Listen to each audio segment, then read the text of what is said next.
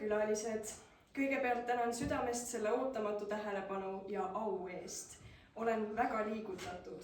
Minu meelest ei saa ühele Eesti filoloogile osaks saada suuremat tunnustust kui meie lauluisa enda mälestusmedal. Kahjuks ei saa ma täna ise teie hulgas viibida ja pean ütlema oma tänusõnad edasi kirja teel. Samuti proovin kirja panna minu jaoks olulised asjad, millest teie muuseumi auväärt perenaine Aimi palus mul rääkida.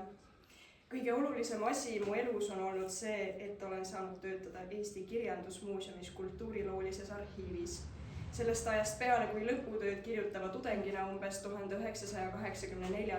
aastal pääsesin arhiivi uurima Gustav Suitsu käsikirju, olen olnud selle maja lummuses.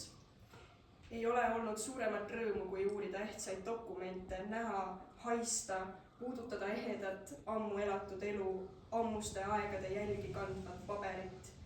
Neid vanu tindiplekke, kuivanuid õisi kirjade vahel, tundehoos kokku kärgatatud ja siis uuesti sirgeks silutud kirjalehti.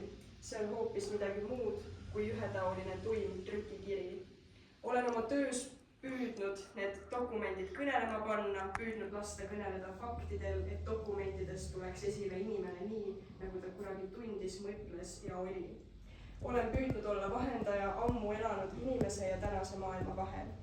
Sageli on mind juhtinud õiglustunne, nagu siis, kui kirjutasin Maria Elisabetist, lauluisa rumalaks peetud abikaasast, kes nagu selgus rumal päriselt ei olnudki. Või siis, kui avaldasin Mart Leppiku ja Betty Alveri kirjavahetuse, mis kinnitas, et inimese elus võib olla mitu armastust. Mart Leppik pidi saama õigele kohale Betty Alveri kõrval. Ka Friedrich Robert Fehlmann Fehlmanit uurides huvitas mind rohkem Fehlmanni argipäev. See, kuidas Fehlmann omas ajas elas ja mõtles, mitte müüdiline kujutlus temast kui visionäärist. Kirjandusmuuseum oli ja on minu jaoks pühaduse tempel. Siin kultuuriloolises arhiivis ei hoia me surnud paberite virnu. Me hoiame inimeste elusid. Need on neis pabereis peidus, on uinuvas olekus neis pabereis peidus. Kuni tuleb keegi, kes laseb paberitel kõneleda ja toob inimesed tagasi ellu. See on maailma loomine. On olnud suur rõõm maitsta loomise allikat. Soovin seda rõõmu teilegi ja kutsun avastama vanade dokumentide võlumaailmu. Palju tervisi kultuuriloolisest arhiivist Tartus Vanemuise tänaval 13. detsembril 2024. Kristi Metste.